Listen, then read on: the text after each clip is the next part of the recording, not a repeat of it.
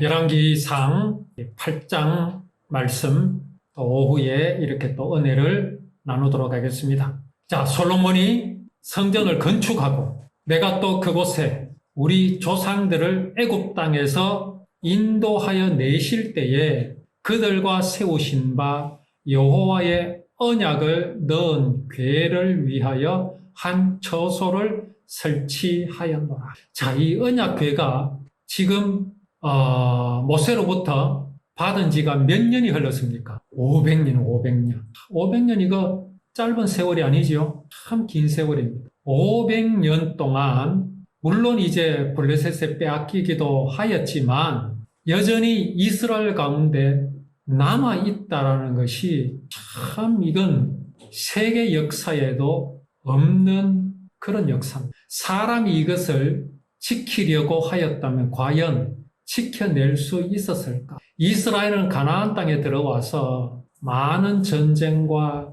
침략을 당했던 역사가 있습니다. 그럼에도 여호와의 언약궤는 이스라엘 가운데 머물러 있다라는 것이 참으로 대단한 것이거든요. 이것이 과연 사람의 힘으로 되겠습니까? 이건 그야말로 하나님의 의지가 아니고서는 있을 수 없는 그런 역사입니다. 그러면 하나님께서는 왜 그렇게 하셨을까요? 이스라엘이 하나님의 언약을 맡은 세상의 많은 사람들, 많은 인종들 중에 아브라함의 후손으로서 택함을 받은 민족입니다.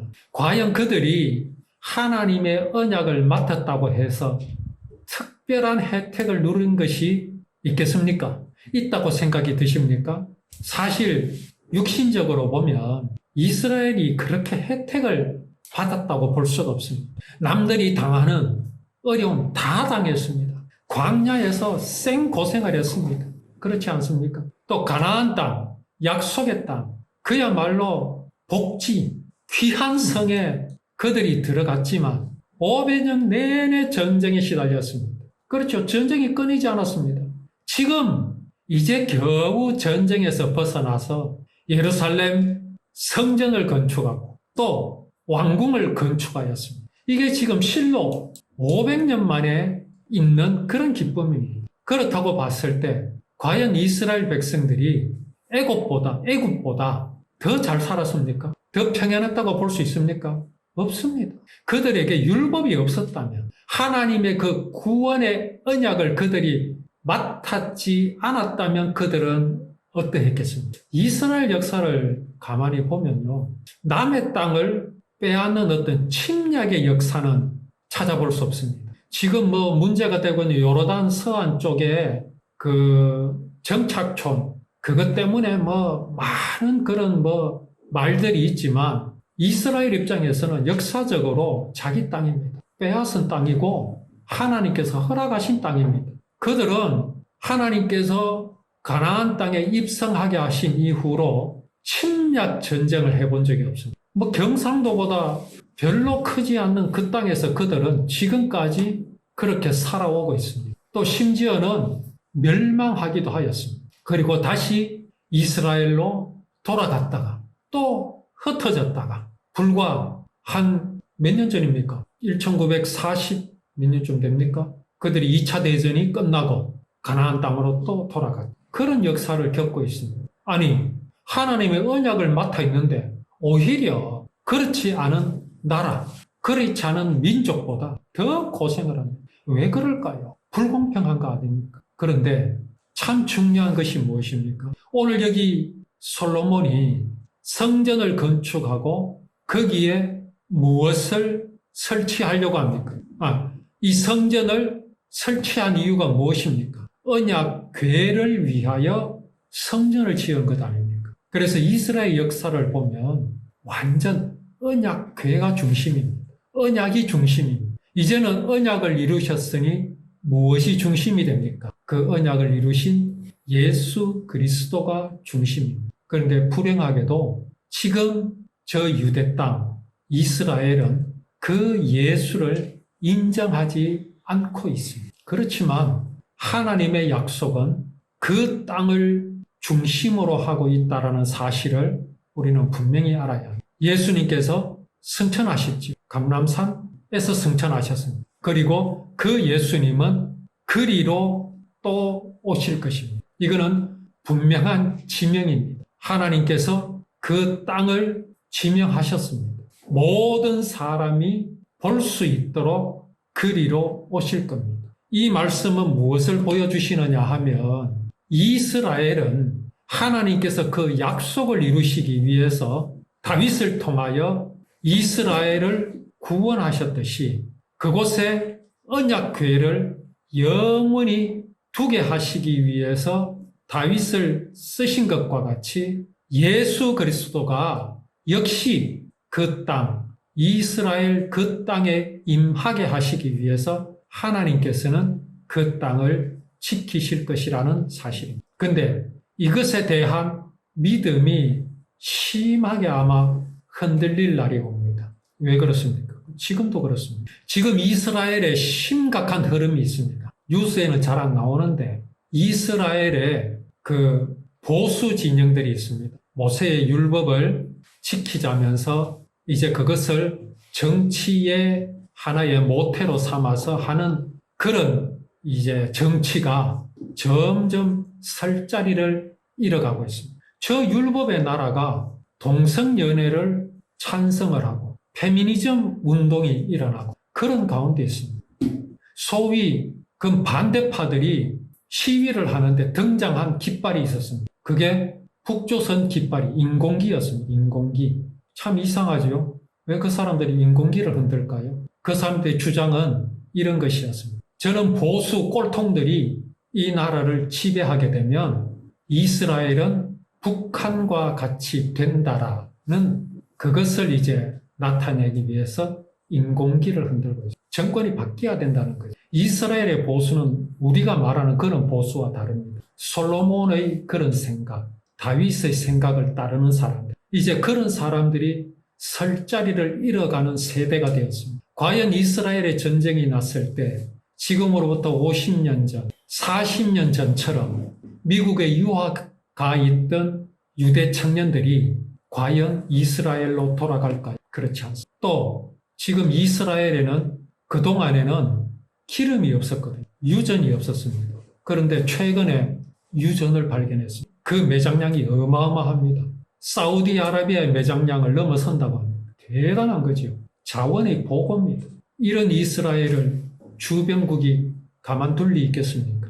사방에서는 적이 에워싸고 내부에서는 또 분열이 일어나고 있습니다. 예언에 따르면 이스라엘은 엄청난 침공을 받게 되어 있습니다. 동방으로부터 2만만의 군대가 쳐들어간다고 예언이 되어 있습니다. 그런 모든 준비들이 지금 진행되고 있습니다. 말세의 징조지요. 그런데 이것보다 더 분명한 말세의 징조는 늘 말씀드린 것과 같이 하나님이 필요가 없는 물질 만능 시대가 된 것이 더 심각한 말세의 징조입니다. 이스라엘의 조상들은 뭐라고 말합니까? 여호와의 언약을 넣은 궤를 위하여 처소를 설치하였노라 라고 하는 이 솔로몬의 기쁨에 넘친 이 고백이 지금 이스라엘에서는 완전히 사라져버렸습니다. 심각하게 사라져버렸습니다. 그러나 하나님께서는 당신의 그 언약을 지키시기 위해서 다윗을 쓰셨고 또 예수 그리스도께서 그 땅에 재림하셔야 하기 때문에 이스라엘이 어떤 일이 일어난다 할지라도 결국은 하나님께서 회복하실 것이고 그 회복하신 땅에 예수 그리스도께서는 재림하실 것입니다. 이것은 참으로 우리가 위로받을 만한 위로가 되는 그런 말씀입니다. 솔로몬이 이 성전에 대해서 뭐라고 아까 말했습니까? 영원히 거하실 줄. 영원이라는 말을 했죠. 그렇습니다. 하나님께서 아브라함의 후손 이스라엘 백성을 향한 언약은 영원합니다. 그것은 육신적으로 아브라함의 후손 그 사람이 중요한 게 아닙니다. 단지 그들은 하나님의 약속을 맡았을 뿐입니다. 하나님의 모든 관심은 당신의 언약에 집중되어 있음을 알아야 합니다. 그렇다면 우리는 어디에 붙어 있어야 하겠습니까? 당연히 언약에 붙어 있어야 합니다. 복음에 붙어 있어야 합니다. 하나님께서는 우리 마음 가운데 언약궤가 성전 안에 들어옴과 같이 하나님의 언약은 지금 우리 안에 함께 계시다는 사실을 우리는 기억하고 또 감사하며 누려야 할 것입니다. 이제 솔로몬이 하나님의 그 제단 앞에서 하늘을 향하여 손을 높이 들어서 기도를 합니다. 이스라엘의 하나님 여호와여, 위로 하늘과 아래로 땅에 주와 같은 신이 없나이다. 주께서는 온 마음으로 주의 앞에서 행하는 종들에게 언약을 지키시고 은혜를 베푸시. 솔로몬은 이것을 지켜봤습니다. 눈으로 목도를 했습니다. 과연 하나님께서는 언약을 지키시는 분이심을 보았습니다. 누구를 통해서 보았습니까? 다윗을 통해서 보았습니다. 그런데 이것은 솔로몬의 고백입니다. 과연 이스라엘의 모든 사람이 솔로몬의 이 고백에 아멘을 하겠습니까? 사람의 눈은요, 다 다릅니다. 솔로몬이 이렇게 보았지만 사울은 도무지 그것을 볼 줄 몰랐습니다. 누가 또 그랬습니까? 에서가 그랬습니다.